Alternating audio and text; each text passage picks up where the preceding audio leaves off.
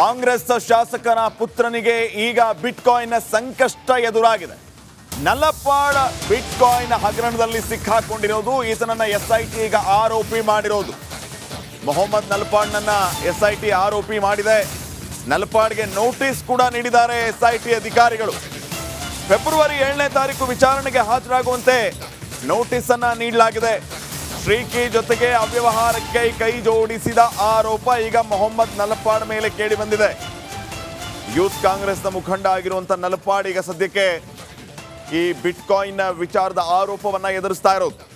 ಶ್ರೀಕಿ ಜೊತೆ ಸೇರ್ಕೊಂಡು ಅವ್ಯವಹಾರಕ್ಕೆ ಕೈ ಜೋಡಿಸಿದ ಆರೋಪವನ್ನ ಈಗ ಮೊಹಮ್ಮದ್ ನಲ್ಪಾಡ್ ಎದುರಿಸ್ತಿರುವ ಹಿನ್ನೆಲೆ ಫೆಬ್ರವರಿ 7ನೇ ತಾರೀಕು ವಿಚಾರಣೆಗೆ ಹಾಜರಾಗುವಂತೆ ವಿಶೇಷ ತನಿಖಾ ತಂಡ ಈಗ ನೋಟಿಸ್ ಅನ್ನ ನೀಡಿದೆ ಮೊಹಮ್ಮದ್ ನಲ್ಪಾಡ್ಗೆ.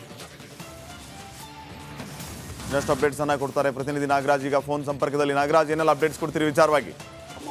ಶ್ರೀಪಾದ್, ಏನು ಕಳೆದ ಬಿಜೆಪಿ ಸರ್ಕಾರದಲ್ಲಿ ನಡೆದಿದ್ದಂತ ಬಿಟ್ಕಾಯಿ ಹಗರಣವನ್ನ ರಾಜ್ಯ ಕಾಂಗ್ರೆಸ್ ಸರ್ಕಾರ ಬಂದ ಕೂಡಲೇ ಎಸ್ಐಟಿ ರಚನೆ ಮಾಡಿ ಅದರ ಮರು ತನಿಖೆಗೆ ಆದೇಶ ಮಾಡಿತ್ತು. ಆ ಒಂದು ಪ್ರಕರಣದಲ್ಲಿ ಈಗ ಕಾಂಗ್ರೆಸ್ ಮುಖಂಡ ಮತ್ತೆ ಯೂತ್ ಕಾಂಗ್ರೆಸ್ ನಲ್ಲಿ ಸಕ್ರಿಯ ಆಗಿರ್ತಕ್ಕಂಥ ಮೊಹಮ್ಮದ್ ನಲ್ಪಾಡ್ಗೆ 2ನೇ ಬಾರಿಗೆ ನೋಟಿಸ್ ಅನ್ನ ಕೊಟ್ಟಿರ್ತಕ್ಕಂಥದ್ದು. ಮೊದಲಿಗೆ ಅವರನ್ನ ಏನು ಶ್ರೀಕಿ ಜೊತೆ ಸೇರ್ಕೊಂಡು ಸಾಕಷ್ಟು ಬಿಟ್ಕಾಯಿನ್ ಗಳನ್ನ ಹ್ಯಾಕ್ ಮಾಡಿ ಅದನ್ನ ಹಣವನ್ನಾಗಿ ಮಾರ್ಪಡಿಸ್ಕೊಂಡಿದ್ದಾರೆ ಅಂತೇಳಿ ಆರೋಪ ಇತ್ತು. ಈ ಹಿನ್ನೆಲೆಯಲ್ಲಿ ಮೊದಲ ಬಾರಿ ನೋಟಿಸ್ ಕೊಟ್ಟು ಎಸ್ಐಟಿ ಅವರನ್ನ ವಿಚಾರಣೆ ಮಾಡಿ ನಂತರ ಅವರನ್ನ ಆರೋಪಿಯನ್ನ ಆಗಿ ಮಾಡಿ ಈಗ 2ನೇ ಬಾರಿಗೆ ನೋಟಿಸ್ ಅನ್ನ ಜಾರಿ ಮಾಡಿರ್ತಕ್ಕಂಥದ್ದು. ಫೆಬ್ರವರಿ 7ನೇ ತಾರೀಕು ಖುದ್ದು ವಿಚಾರಣೆಗೆ ಹಾಜರಾಗಬೇಕು ಅಂತೇಳಿ ಮೊಹಮ್ಮದ್ ನಲ್ಪಾಡ್ಗೆ ನೋಟಿಸ್ ಕೊಟ್ಟಿರ್ತಕ್ಕಂಥದ್ದು. ಒಂದು ವೇಳೆ ಈಗ ಆರೋಪಿ ಆಗಿರೋದ್ರಿಂದ ಮೊಹಮ್ಮದ್ ನಲ್ಪಾಡ್ ಏನಾದ್ರು ವಿಚಾರಣೆಗೆ ಸರಿಯಾಗಿ ಸ್ಪಂದಿಸದೆ ಹೋದ್ರೆ ಅಥವಾ ವಿಚಾರಣೆಯಿಂದ ತಪ್ಪಿಸಿಕೊಳ್ಳುವ ಒಂದು ಪ್ರಯತ್ನವನ್ನು ಮಾಡಿದ್ರೆ ತನಿಖಾಧಿಕಾರಿಗಳು ಬಂಧನ ಮಾಡುವ ಭೀತಿ ಕೂಡ ಇರ್ತಕ್ಕಂಥದ್ದು. ಹೀಗಾಗಿ ಮೊಹಮ್ಮದ್ ನಲ್ಪಾಡ್ ಈ ಒಂದು ನೋಟಿಸ್ ಅನ್ನ ಪ್ರಶ್ನೆ ಮಾಡಿ ಶೀಘ್ರವೇ ಕಾನೂನು ಹೋರಾಟವನ್ನು ಕೂಡ ಶುರು ಮಾಡೋ ಸಾಧ್ಯತೆ ಇದೆ ಅಂತ ಹೇಳಿ ಹೇಳಲಾಗ್ತಾ ಇರ್ತಕ್ಕಂಥದ್ದು.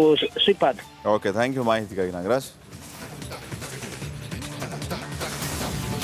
ಕಾಂಗ್ರೆಸ್ ಶಾಸಕನ ಪುತ್ರನಿಗೆ ಈಗ ಬಿಟ್ಕಾಯಿನ್ ಸಂಕಷ್ಟ ಎದುರಾಗಿದೆ. ನಲ್ಲಪಾಡ್ ಬಿಟ್ಕಾಯಿನ್ ಹಗರಣದಲ್ಲಿ ಸಿಕ್ಕಾಕೊಂಡಿರೋದು, ಈತನನ್ನ ಎಸ್ಐಟಿ ಈಗ ಆರೋಪಿ ಮಾಡಿರೋದು. ಮೊಹಮ್ಮದ್ ನಲ್ಪಾಡ್ನನ್ನ ಎಸ್ಐಟಿ ಆರೋಪಿ ಮಾಡಿದೆ.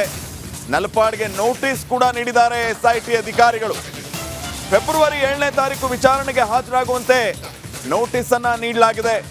ಶ್ರೀಕಿ ಜೊತೆಗೆ ಅವ್ಯವಹಾರಕ್ಕೆ ಕೈ ಜೋಡಿಸಿದ ಆರೋಪ ಈಗ ಮೊಹಮ್ಮದ್ ನಲ್ಪಾಡ್ ಮೇಲೆ ಕೇಳಿ ಬಂದಿದೆ. ಯೂತ್ ಕಾಂಗ್ರೆಸ್ನ ಮುಖಂಡ ಆಗಿರುವಂತ ನಲ್ಪಾಡ್ ಈಗ ಸದ್ಯಕ್ಕೆ ಈ ಬಿಟ್ಕಾಯಿನ್ ವಿಚಾರದ ಆರೋಪವನ್ನ ಎದುರಿಸ್ತಾ ಇರೋದು.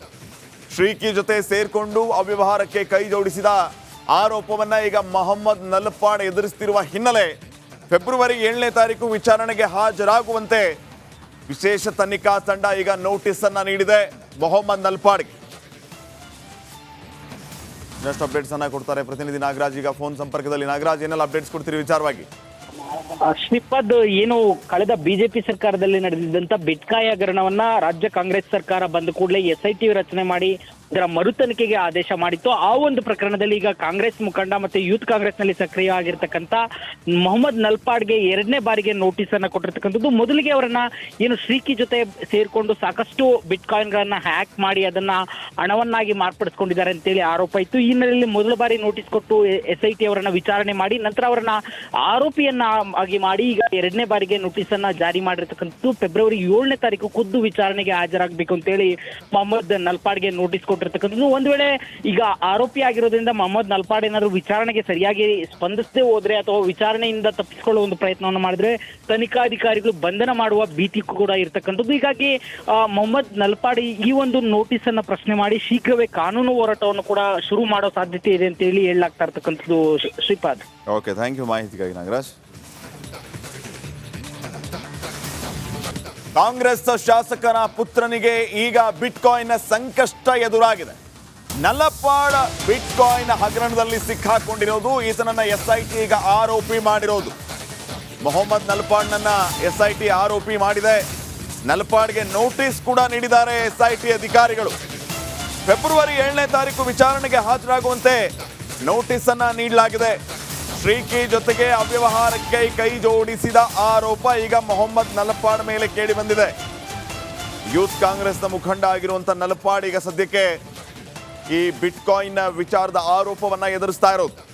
ಶ್ರೀಕಿ ಜೊತೆ ಸೇರ್ಕೊಂಡು ಅವ್ಯವಹಾರಕ್ಕೆ ಕೈ ಜೋಡಿಸಿದ ಆರೋಪವನ್ನ ಈಗ ಮೊಹಮ್ಮದ್ ನಲ್ಪಾಡ್ ಎದುರಿಸ್ತಿರುವ ಹಿನ್ನೆಲೆ ಫೆಬ್ರವರಿ 7ನೇ ತಾರೀಕು ವಿಚಾರಣೆಗೆ ಹಾಜರಾಗುವಂತೆ ವಿಶೇಷ ತನಿಖಾ ತಂಡ ಈಗ ನೋಟಿಸ್ ಅನ್ನ ನೀಡಿದೆ ಮೊಹಮ್ಮದ್ ನಲ್ಪಾಡ್ಗೆ.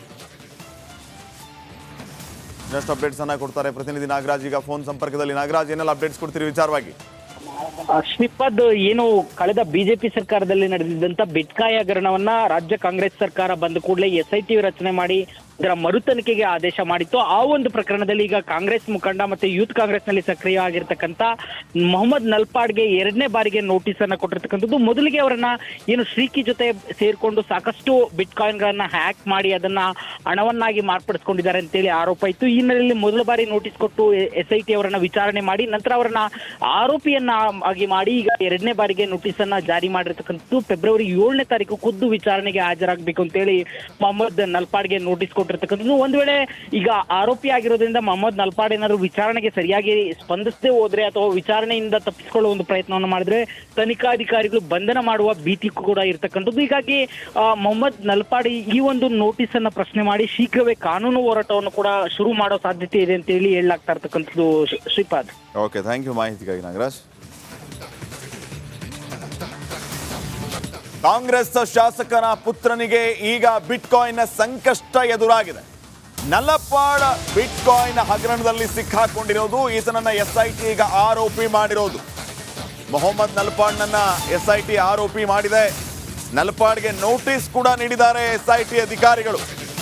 ಫೆಬ್ರವರಿ 7ನೇ ತಾರೀಕು ವಿಚಾರಣೆಗೆ ಹಾಜರಾಗುವಂತೆ ನೋಟಿಸ್ ಅನ್ನ ನೀಡಲಾಗಿದೆ.